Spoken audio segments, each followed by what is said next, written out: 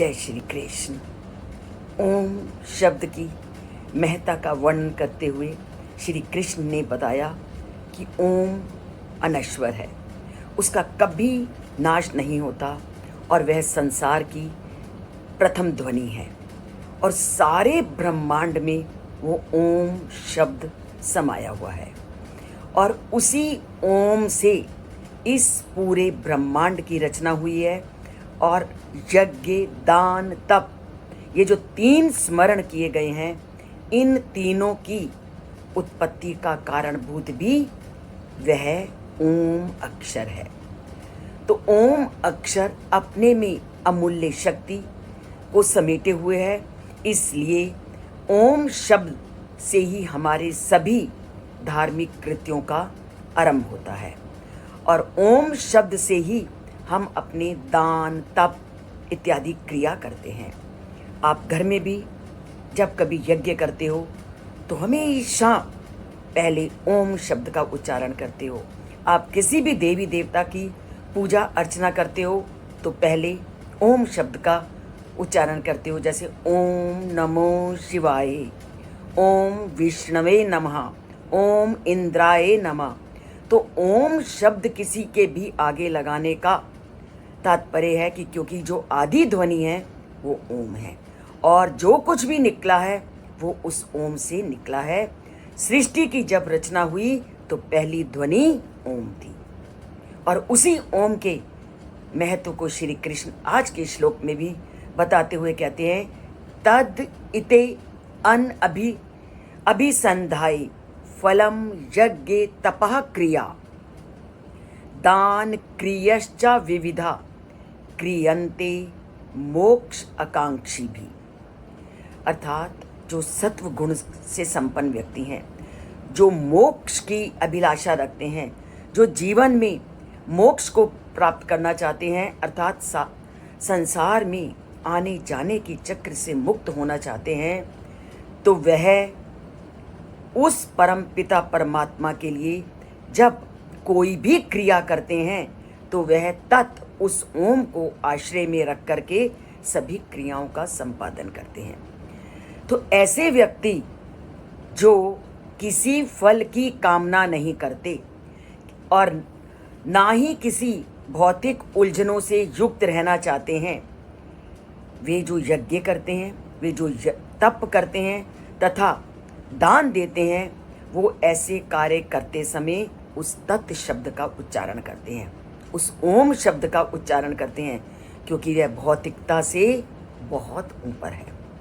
वह भौतिक इच्छाओं को पूर्ण करने के लिए यज्ञ नहीं कर रहा, वह उस परम पद को प्राप्त करने के लिए यज्ञ कर रहा है, वह उस परम पिता परमात्मा की समीपता को प्राप्त करने के लिए यज्ञ कर रहा है। इसलिए वो कहते हैं तत् इति अनभिसंधाय।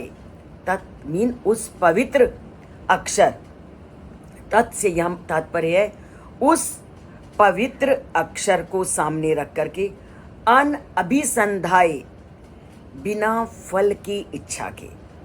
इन दो अक्षरों का श्री कृष्ण ने यहाँ वर्णन किया है, तत् और अनभिसंधाय। तत् मीन उस ओम अक्षर का उच्चारण, अनभिसंधाय वो किसी फल की इच्छा को रख करके नहीं करता। वो पूरी तरह से संसार से जब ऊपर उठ जाता है तो वह जो भी कार्य करता है वह उस परम पिता परमात्मा के समीपता को प्राप्त करने के लिए करता है। अनभिसंधाय फलम, वह किसी फल की इच्छा से यज्ञ नहीं करता, तप नहीं करता, क्रिया नहीं करता, दान नहीं करता।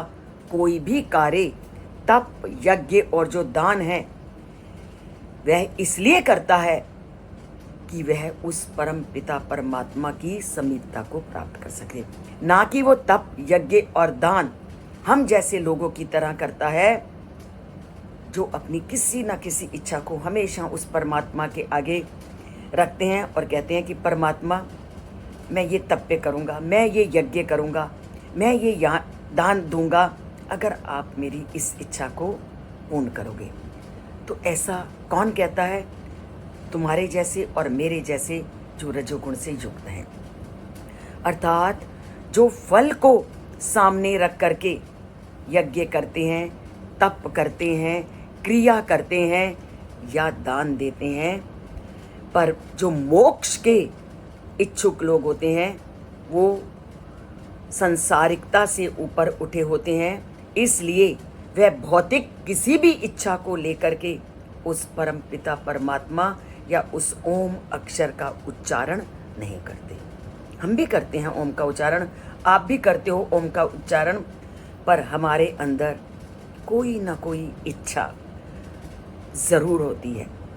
ओम नमो शिवाय बोलते हुए भी हम 10 बार ये कहेंगे, हे परमात्मा घर में सब तरह से सुख समृद्धि रखना, मेरी इस इच्छा को पूर्ण करना, मैं पूरी माला का जाप करूँगी या मैं इतने बार आपका जप घर में करवाऊँगी।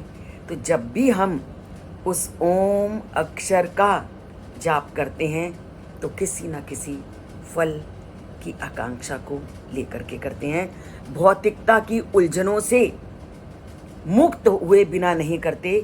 हम जो उस ओम अक्षर का या उस परमात्मा के लिए जो तप करते हैं, यज्ञ करते हैं या कोई और क्रिया करते हैं, तो कोई ना कोई इच्छा को सामने लिए करते हैं।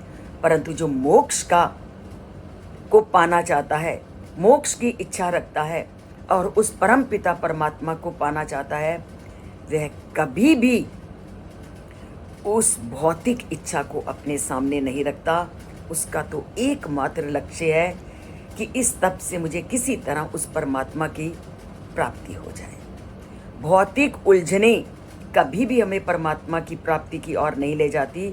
भौतिक उलझने हमें क्षण मात्र के लिए संतुष्टि प्रदान करती हैं, परंतु मोक्ष एक ऐसी स्थिति है जो व्यक्ति को हमेशा के लिए संतुष्टि प्रदान करती है।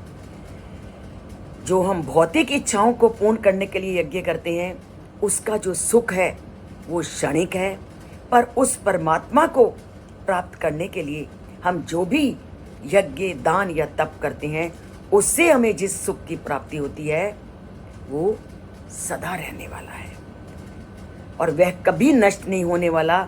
जब हम परमात्मा के सानिध्य को प्राप्त कर लेते हैं तो उस सुख की जो हमें प्राप्ति होती है वो सुख चिरस्थायी है। पर भौतिक इच्छाओं को लेकर के जो हम यज्ञ तप या उस ओम का उच्चारण करते हैं, उसके बाद जो हमें फल की प्राप्ति होती है वो फल क्षणिक है। कुछ समय बाद उसकी वो समाप्ति हो जाएगी और फिर पुनः हम कोई और अन्य इच्छा को लेकर उस परमात्मा के द्वार में पहुंचते हैं कि हमारी इस इच्छा को पूर्ण करो। तो हम क्षणिक सुखों के लिए, क्षणिक सुखों को प्राप्त करने के लिए उस परमात्मा की पूजा अर्चना ना करें। उस सदैव प्राप्त होने वाले सुख को प्राप्त करने के लिए उस परमात्मा की पूजा करें। उस मोक्ष की स्थिति को प्राप्त करने के लिए उस परमात्मा के लिए यज्ञ करें, उस ओम का जाप करें, उस तप का आचरण करें और उस दान को दें जिसके अंदर हमारी कोई भी इच्छा ना छुपी हुई हो। और आज से हम दान वही देंगे जिस दान से हमें कोई लालसा या कोई हमारा लक्ष्य ना छुपा हुआ हो। दान दीजिए निस्वार्थ भावना से, सेवा करें निस्वार्थ भावना से, और ये भावनाएं उत्पन्न होंगी जब हम श्री कृष्ण के कथनों को जीवन में धारण करेंगे। और कोई भी चीज़ जीवन में धारण करना मुश्किल नहीं, केवल एक निश्चय करने की ज़रूरत होती है, एक दृढ़ता के नियमों को जीवन में धारण करने की आवश्यकता होती है। तो सब कुछ सहज ही लगने लगता है। आप किसी भी काम को शुरू करोगे, शुरू में कठिनाइयाँ लगती हैं, पर थोड़े दिनों के बाद आपको उसकी आदत पड़ जाती है, अभ्यास हो जाता है, तो वही कार्य हमारे लिए सहज हो जाता है। तो शुरू करते हैं उस ओम अक्षर का जाप करना, भौतिक उलझनों से ऊपर उठ करके, किसी इच्छा को सामने रखे बिना, और इच्छा को सामने रखे बिना उस परमात्मा का जाप करना शुरू कीजिए। अपने आप आपके फलों की प्राप्ति आपके सामने होती जाएगी। जुड़ते हैं चैनल से।